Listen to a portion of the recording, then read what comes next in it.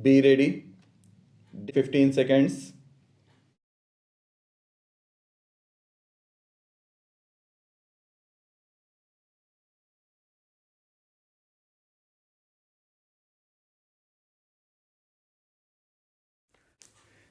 Mr. Deputy Chairman, I thought I should rise to support the point put forward by the Honorable Mr. Kunjuru, but my honorable friend from Hyderabad has said certain things which I had better deal with first. He has attacked more or less the whole system of elections in India. He has talked of indirect election and so on. I am afraid he has gone far beyond the scope of the bill, and I do not think that needs an answer at all. As regards the question of preparing electoral rolls, I think there is ample power vested in the election commission to order the preparation of a regular electoral roll. If the election commission considers it necessary for any extraordinary reasons such as a large exodus from one place to another and things of that kind. Otherwise, as the honorable member himself said, it is such a vast country and such huge numbers are involved that I think it would be really an unnecessary burden on the resources of the state to launch upon the preparation of electoral rolls every year. The same purpose could be served by revising the electoral rolls every year as per the directions given by the election commission as well as the rules laid down for the purpose.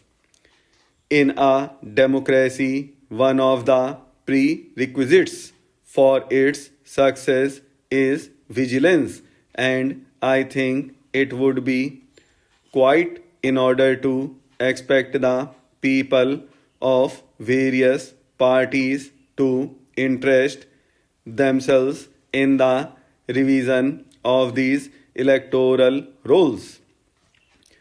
In fact, that is an obligatory task of the citizens, and it only helps to greater awareness and alertness on the part of the different parties.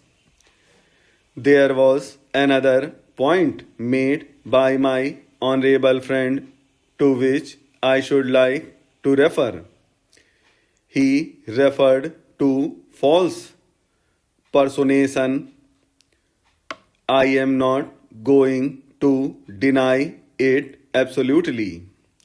There might have been some false personation, but to say that it was the Congress that resorted to false presentation and that all other parties were paragons of virtue and were angels dropped from heaven is simply absurd.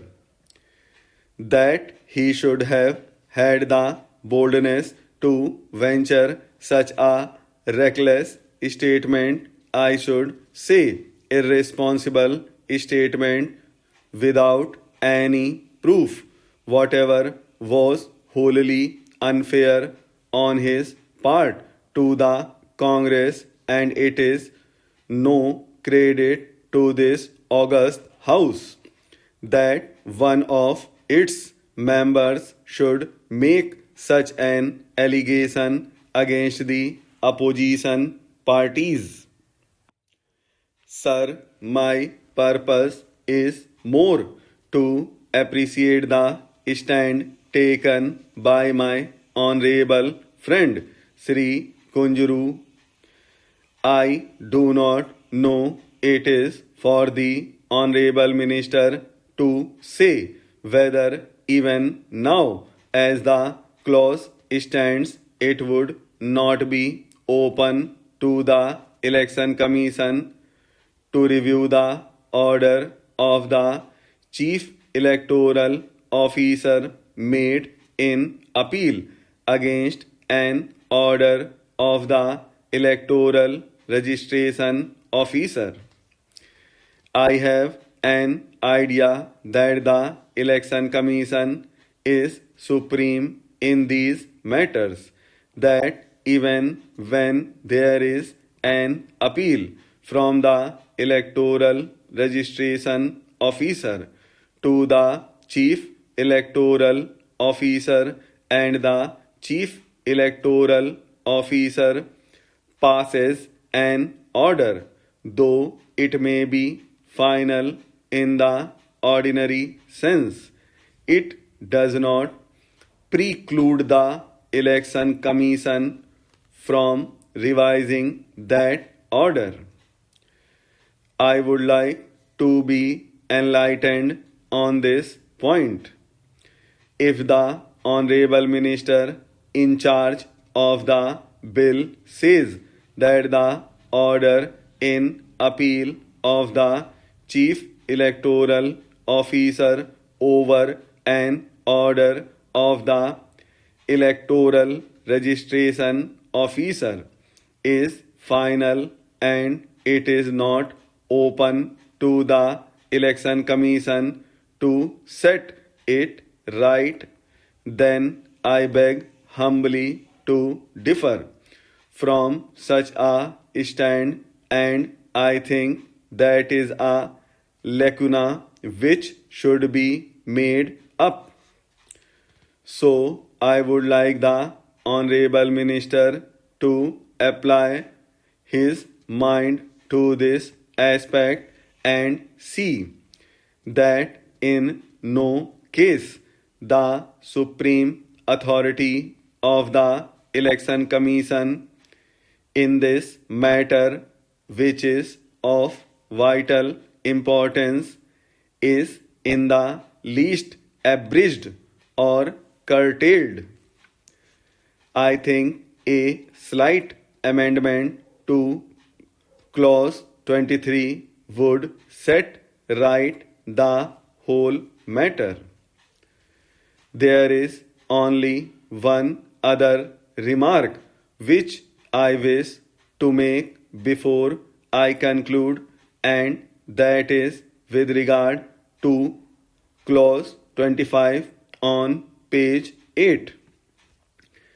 It enjoins on every local authority an obligation to make available to the electoral registration officer such staff as may be necessary for the performance of any duties in connection with the preparation and revision of electoral rolls.